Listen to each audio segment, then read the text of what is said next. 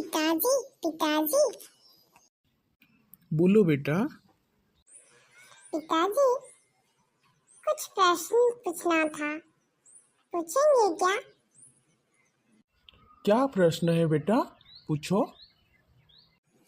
पहला प्रश्न, पिताजी, ऐसे कितने पदार्थ हैं जो कभी पैदा नहीं होते?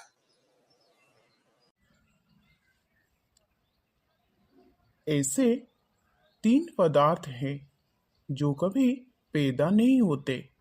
ये 3 पदार्थ क्या क्या है? ईश्वर, जीव और प्रकृति। पिताजी, दूसरा प्रश्न मेरा, ऐसी कौन सी वस्तुएं हैं जो कभी नाश नहीं होती? बेटा, ऐसी 3 वस्तुएं हैं जो कभी नाश नहीं होती। वो है ईश्वर, जीव और प्रकृति। पिताजी, संसार को कौन बनाता है? संसार को ईश्वर बनाता है। पिताजी, हम सब कौन हैं? हम सब मनुष्य हैं, आत्माएं हैं। हम कहाँ रहते हैं? हम इस संसार में रहते हैं बेटा। पिताजी, यह सारा संसार किसमें रहता है? सारा संसार ईश्वर की व्यवस्था में रहता है। पिताजी, ईश्वर कहाँ रहता है? बेटा, ईश्वर सब जगह, सब वस्तुओं के भीतर, बाहर तथा सबके हृदय में रहता है। क्या मूर्ति में भी भगवान रहता है? हाँ, वो मूर्ति में भी रहता है। क्या मूर्ति भगवान है? नहीं बेटा, मूर्ति भगवान नहीं है। पिताजी, क्या मूर्ति और भगवान एक ही वस्तु है? नहीं, दोनों अलग अलग वस्तुएं हैं। कैसे पिताजी? हमको समझा दीजिए ना। देखो बेटा, बाल्टी में पानी रहता है ना? हाँ पिताजी, बाल्टी में पानी रहता है। लेकिन ये बाल्टी क्या पानी है? नहीं पिताजी, बाल्टी में पानी रहता है।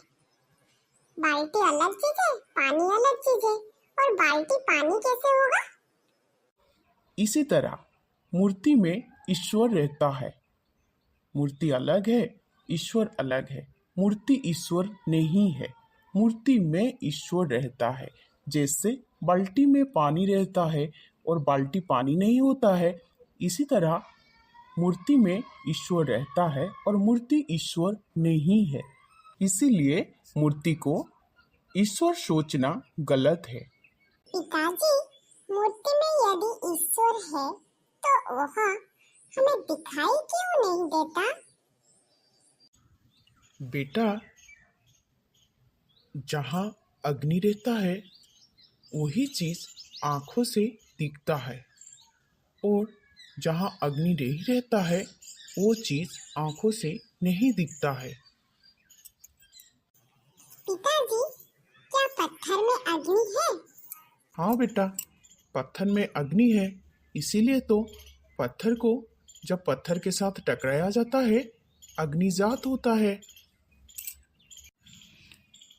और एक बात सुनो बाबू, जो चीज दिखता है को साकार बोला जाता है, और साकार चीज मतलब जिसका आकार है वो हर जगह में नहीं रह सकता है।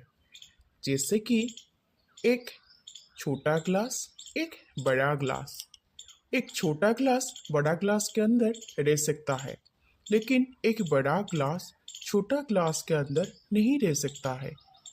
इसका मतलब यही हुआ कि तो साकार चीज हर जगह में नहीं रह सकता है, और जो चीज दिखाई नहीं देता है इसको निराकार बोला जाता है। इसीलिए ईश्वर को निराकार बोला जाता है और ईश्वर निराकार है, इसीलिए हर जगह में रहता है।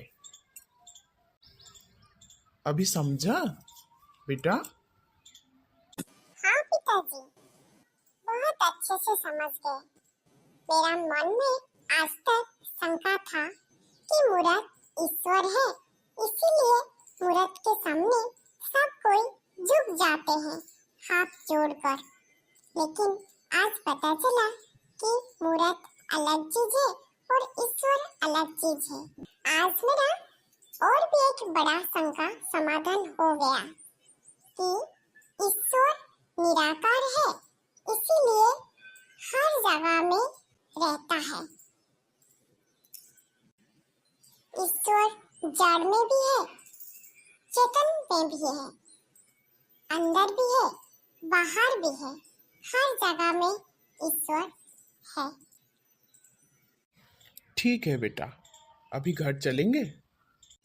नमस्ते पिताजी, आपको बहुत बहुत धन्यवाद। चलिए।